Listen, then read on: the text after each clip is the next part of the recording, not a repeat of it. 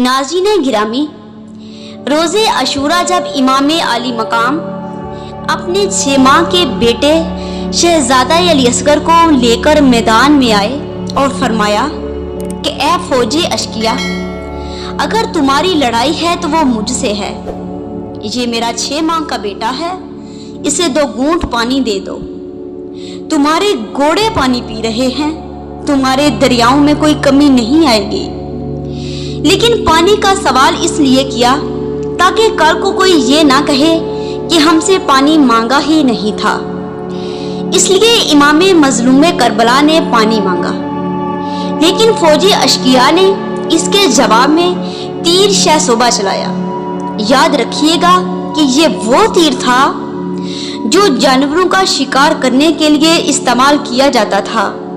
बड़े से बड़ा बहादुर इस तीर को खड़े होकर नहीं चला सकता था। पहले घुटना जमीन पर टेकता था, फिर तीर चलाता था। ये तीर इस जालिम ने 6 माह के बच्चे को मारा और इमाम मजलूम करबला के सामने शहजादा अली असगर एक कान से दूसरे कान तक ज़िबा हो गए। आपका बेगुनाह खून इमाम ने आसमान की तरफ फेंकना चाहा, लेकिन आसमान ने इनकार किया। फिर जमीन पर फेंकना चाहा तो जमीन ने कहा कि मौला, कयामत तक हरियाली नहीं होगी। बस फिर गरीबे ज़हरा ने वो खून अपनी दाढ़ी पर हिसाब किया।